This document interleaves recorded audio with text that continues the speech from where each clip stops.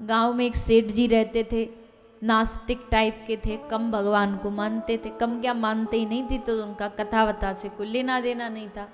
पूरा गांव आता था और एक अकेले घर से सेठ जी नहीं आते थे। कथा हो गई, कथा के 7वें दिन महाराज जी बोले, जो कथा कह रहे थे कि भैया जिसने कथा सुनी, अब कोई एक भी, जितने यहाँ लोग बैठे हो, कोई एक संकल्प जिसको जो अच्छा लगे वो ले लो। जैसे किसी को नशा छोड़ना, नशा छोड़ दो, किसी को मांसाहार छोड़ना, वो छोड़ दो, किसी को लेना है कि हमको आज से हम 10 माला करेंगे, वो ले लो। जो नियम लेना चाहे, छोटा बड़ा, एक नियम सबको, इस गांव के घर घर से सबको एक एक नियम लेना। तो सब ने ले लिया, किसी ने कुछ, किसी एक बोला कि साहब जी सारे गांव ने नियम ले लिया, वह एक गांव का आदमी बचा है, तो उसको भी क्यों बचाना, उसको बुलाओ, सेठ जी को बुलाओ, उनसे भी नियम लेवाओ। सेठ जी को बुलाया गया। बड़े लोगों का जब थोड़ा प्रेशर आता है तो जो ना चाहता उसको भी कथा में आना पड़ जाता है। तो आ गया, सब बोले कि भैया जी, सेठ जी आपको एक नियम लेना पड़ेगा। सेठ जी बोले हम क्यों लें? बोले आप नहीं लोगे तो गांव की परंपरा टूट जाएगी। अब ये व्यास जी क्या कहेंगे, इस गांव में सब लोगों ने नियम लिया पर एक ने नियम बिगाड़ दिया, तो एक की वजह से पूरा गांव जो है हमारा, उसकी नाक कट जाएगी, इसलिए आपको लेना पड़ेगा, कुछ भी ले लो पर ले लो। तो सेठ जी ने बला टालने के लिए एक बड़ा विचित्र सा नियम ले लिया। सेठ जी ने कहा कि हमारे घर के सामने कुम्हार का घर है, हम नियम लेते हैं जब तक उसका मुंह नहीं देखेंगे तब तक पानी नहीं पिएंगे।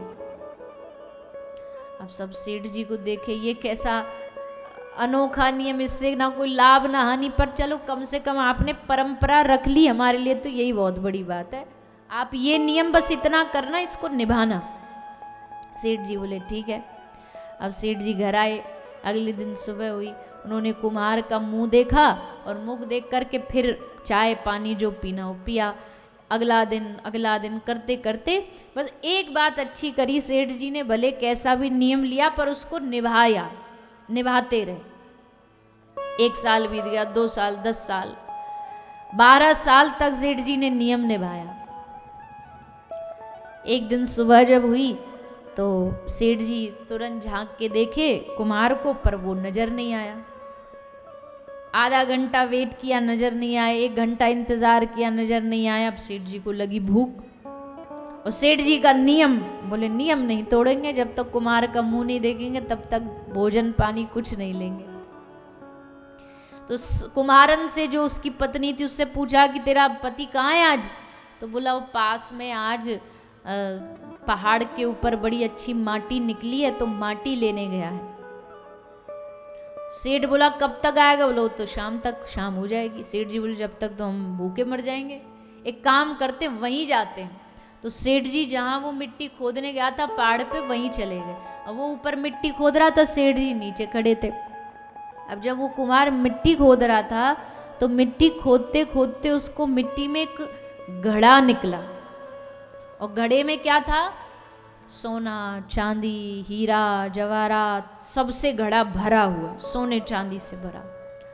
अब जैसे कुम्हार ने देखा तो उसके तो मजे आ गए कि भैया हमको धन धान्य मिल गया इतना सारा, पर ये है किसका? कहीं कोई देख तो नहीं रहा।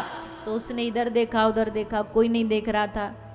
नीचे देखा झांक के, कोई देख तो नहीं रहा। नीचे जैसे झांक के देखा तो सेठ जी खड़े थे, और सेठ जी ने जैसे कुम्हार का मुंह देखा तो सेठ जी हंसते हुए बोले देख लिया देख लिया देख लिया।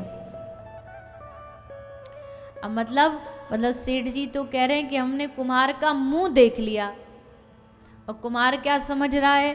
बोले उन्होंने घड़ा देख लिया। सो भागा भागा नीचे उतरा और आकर के सेठ जी को बोला सेठ जी आपने देख लिया? सेठ जी बोले हाँ देख लिया। अब इसको घबराहट हुई कि कहीं किसी को जाके बता ना दे तो हमारा ये सब धन चला जाएगा। तो उसने हाथ जोड़ के सेठ जी को बोला सेठ जी देख तो लिया पर अब किसी को कहना नहीं, आप नहीं कहोगे तो 50 आपका 50 हमारा, आधा आधा। सेठ जी बोले मतलब क्या कहना चाह रहे हो तुम?